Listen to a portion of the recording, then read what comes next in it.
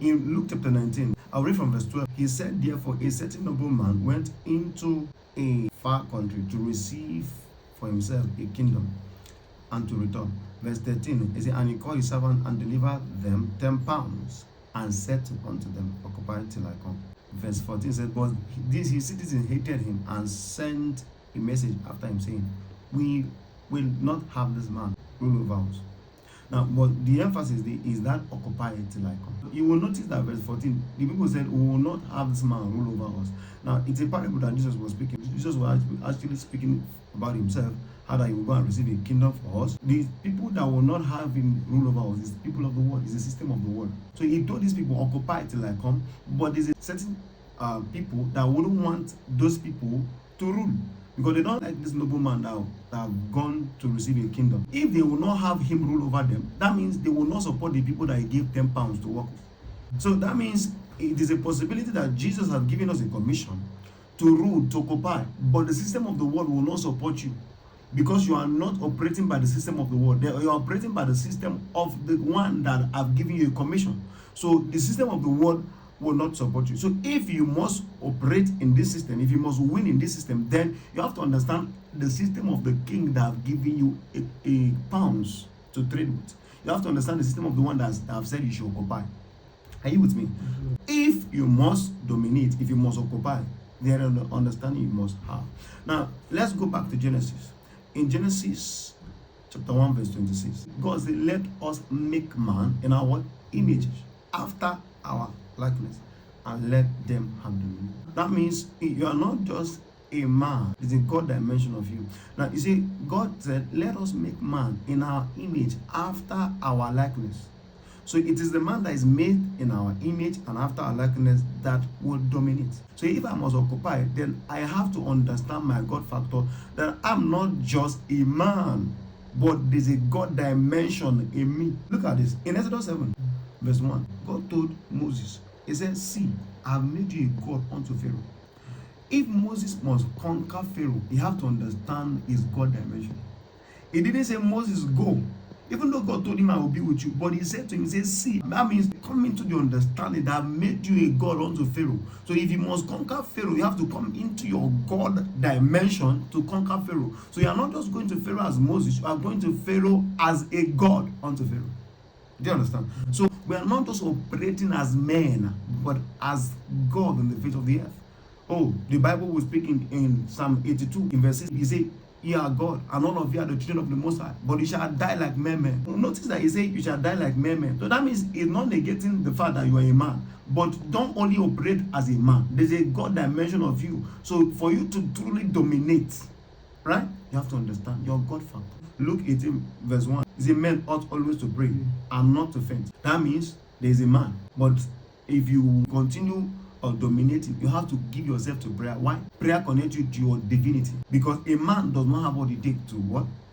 It takes a man that is operating in his God dimension, that understands his God factor to dominate the face of the earth. You see, when God finished creating man, in Genesis chapter 2 verse 7, the Bible says, and the Lord God formed man of the dust and breathed into him the breath of life, and man became a living soul. There is a path that was formed, but there is a breath that entered him.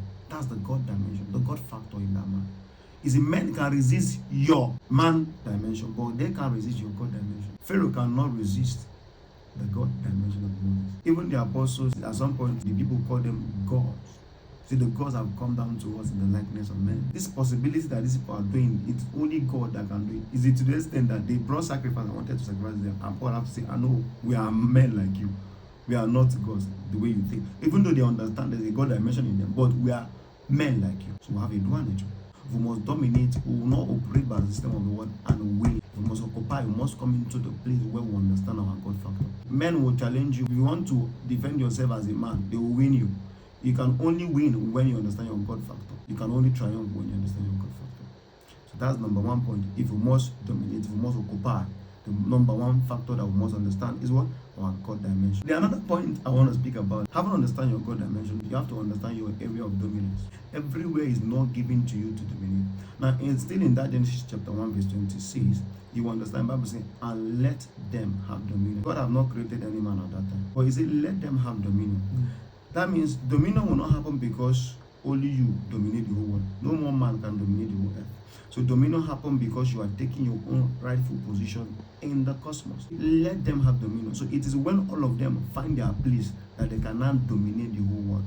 So it's as many of us that find our place that can dominate in our spheres. We discover there is a 7 mountain of influence, as it were.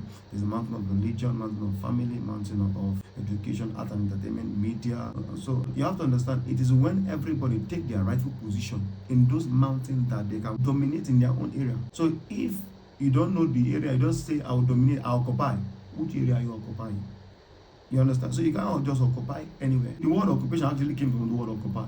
So if you say, what is your occupation? You say, I'm a medical doctor, I do this. That means there's an area, a niche where I'm working. I'm not just everywhere. If you must occupy, then you have to understand your area of occupation. Which role are you playing? Even in Joel, the Bible says that everyone will have to work on their part. Which part are you working? Your dominion is not general. Where are you dominating? And don't wait until you begin big. Start small. Start from somewhere. So at the end of the day, when you are taking your place, I'm taking my place. Everybody finding their place in their rightful place, and they are taking over. Before you know it, we'll conquer the world. We'll take over. We'll dominate. But when we are fighting in one place, you want to come and follow me and do ministry. This one want to fight with you in business. No, we're not dominating. We're only competing. The difference between competition and dominion. Dominion is that all of us find our place and we are applying ourselves to it in conquering that area for the kingdom. You want to do what I'm doing because you think I'm doing well there. No, that's not dominion. That's competition. Do you understand what I'm saying? Are you getting what I'm saying? So that's not dominion. That is competition. The last point, you have to understand the system of the kingdom you represent. From the first scripture, you will understand that the people said, we will not have this man rule over us. That means we are not agreeing with anything he's saying. So if you must win them, you have to come with a higher law. You have to come with a law that nobleman will give you. If you must win, you have to come with a law that is not their own, but higher than their own. So you cannot take the territory of a strong man until what? You conquer the strong man. So in the same way, if you must dominate in a world that is not supporting your way, you have to what? Come with the higher law. Jesus was speaking in John 18:16. He said that my kingdom is not of this world. So if you are to dominate, you have to come with a law of the kingdom you represent. Are we together? For example, our system of finance and the world system of finance is not the same. In Proverbs 11:24, he that scattereth yet increaseth. He that withhold more than it meets is a tend to poverty. So the system of the kingdom is that you are being given assets so that you can distribute. So what you have is not for accumulation, it is for distribution. But the system of the world, it can all you can get and get all you can. The world system of leadership is boss. You are Lord of house. But the system of the kingdom is servanthood. Jesus said, he that wants to be what leader will have to serve. And you see, when you are serving, you are leading everybody. So if you must influence their way, even them, people of the world, if you want to lead them, you serve them. Without knowing, they will submit to your leadership. Just for example, if I come to you and say, I want to preach to you the gospel, I'm not coming as a boss. You must receive the word. I'm coming to serve. So it's by service that I lead you. The one who dominates is by service. You come to the home. When you come to the world, everybody is equal, no matter of equality. But in the kingdom, you hear, husband, love your wife. Wife, submit. In all things, not in some, in everything. When you journey into the matter of love, you will see at the end of the day that everybody is submitted. Your submission as a husband will be true love.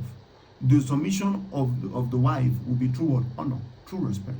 So by the end of the day, we are submitted. But them, they say, everybody's in charge. Nobody is higher than anybody. Oh, God is this God of order. There's an organogram in what he does. Even in heaven, there are hierarchies. There are archangels. There are messenger angels. There are different kind of angels. There are elders in heaven. If there is no order, why would God record 24 elders? Why would Bible record 24 elders? So that means there are hierarchies in heaven. You have to understand the system of the kingdom. It's by that system that you begin to what?